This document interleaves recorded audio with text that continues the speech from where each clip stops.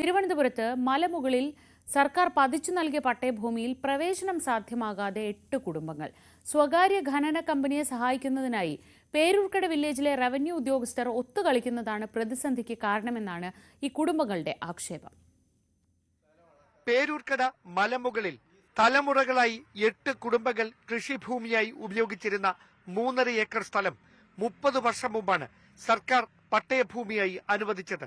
എന്നാൽ ഈ ഭൂമി കൈവശം വെച്ചിരുന്ന സ്വകാര്യ ഖനന കമ്പനി സർക്കാർ തീരുമാനത്തിനെതിരെ റിവിഷൻ പെറ്റീഷൻ സമർപ്പിച്ചതോടെയാണ് കാര്യങ്ങൾ മാറിമറിഞ്ഞത്. പിന്നെ സംഭവിച്ചത് ഇങ്ങനെ: 1994 പട്ടയം കിട്ടിയതാണ്.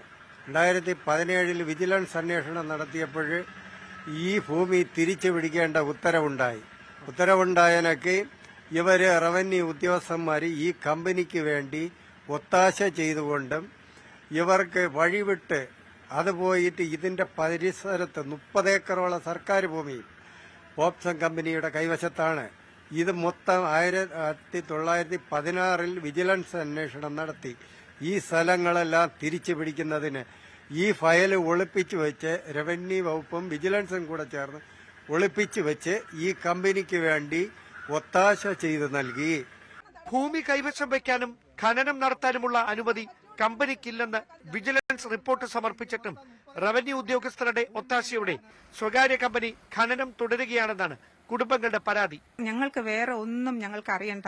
ഞങ്ങൾക്ക് പാവപ്പെട്ടവർക്ക് ഈ സർക്കാർ അനുവദിച്ചതെന്ന ഈ പട്ടയഭൂമി ഞങ്ങൾക്ക് തിരിച്ച് ഞങ്ങളുടെ പേർക്ക് 8 പേർക്കും സർക്കാർ അനുവദിച്ചെന്ന ഈ 8 പട്ടയഭൂമി അളന്നു തരാൻ 8-ാം തീയതി ഇതാ ഈ പേപ്പറിൽ കാണുന്ന തിരുവനന്തപുരം താലൂക്കിലെ സർക്കാർ ഉദ്യോഗസ്ഥർ 5 പേർ ഇവിടെ കടന്നു വന്നു. ഞങ്ങളെ എല്ലാ കുടുംബങ്ങളെയും വിളിച്ച് ഞങ്ങളുടെ ഇതിൽ എല്ലാ രേഖകളും വീഡിയോ സഹിതം ഞങ്ങൾ വച്ചിട്ടുണ്ട്.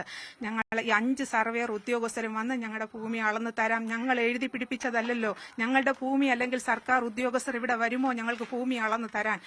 അനുവദിക്കപ്പെട്ട പട്ടയഭൂമി അവകാശപ്പെട്ടവർക്ക് അളന്നു നൽകാൻ റവന്യൂ വകുപ്പ് വൈകിയാൽ വില്ലേജ് ഓഫീസിന് മുമ്പിൽ പ്രതിഷേധം തുടങ്ങാനുള്ള തയ്യാറെടുപ്പിലാണ് പരാതിക്കാരായ കുടുംബങ്ങൾ. ന്യൂസ് 18 തിരുവനന്തപുരം.